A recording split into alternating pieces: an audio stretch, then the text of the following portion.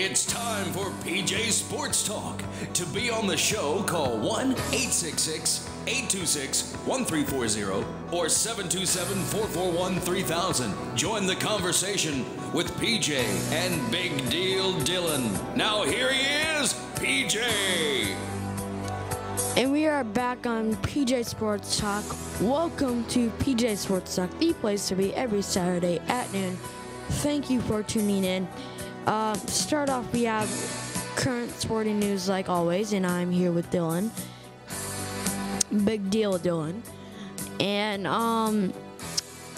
to start off, we have a little Christmas present from the NBA. They finally lifted their lockouts, and their first games are going to be on Christmas, December 25th. And are you happy that the NBA has finally lifted their lockout?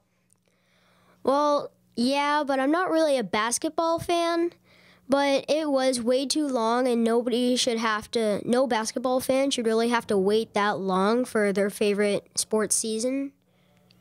And today, I think yesterday or today was day 148 of the lockout. So it needed to end soon before it got to a year. And also, this is PJ Sports Talk, the place to be every Saturday at noon. And visit us on our Facebook and Twitter account.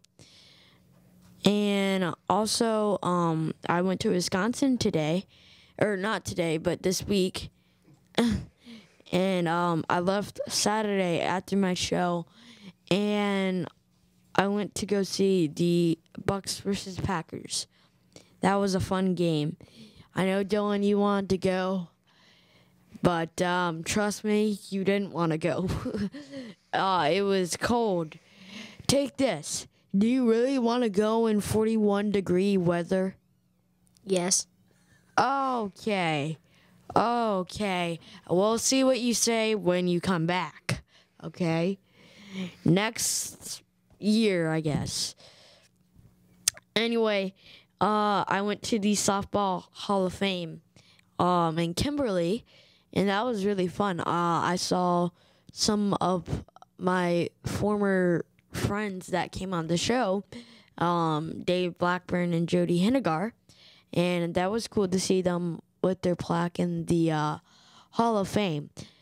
And going back to the Packer game, the Packers kind of got scared at a second. I got kind of scared for a second.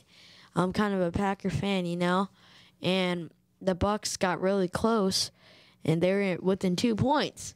Were you kind of surprised that the unbeaten team almost lost the lead?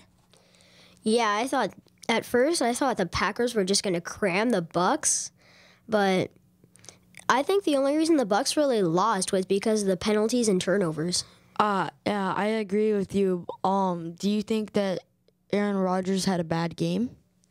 I wouldn't say he ever had a bad game, but just not top game. And do you think that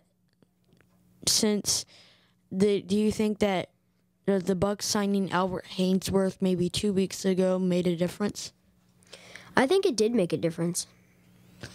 And so going back to the Packers,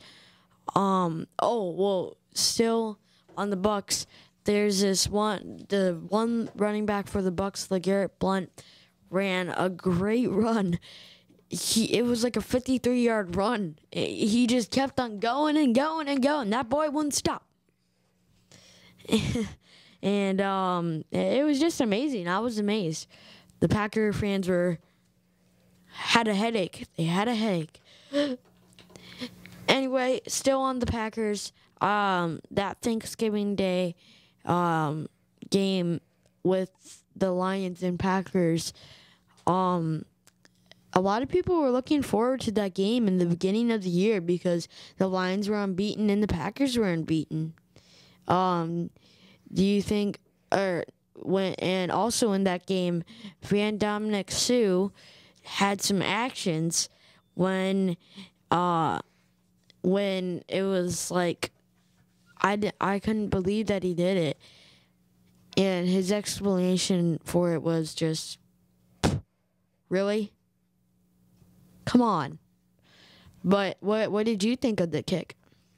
I think the kick was unnecessary, and earlier in the game, he even knocked off one of the Packers' helmets. Wow.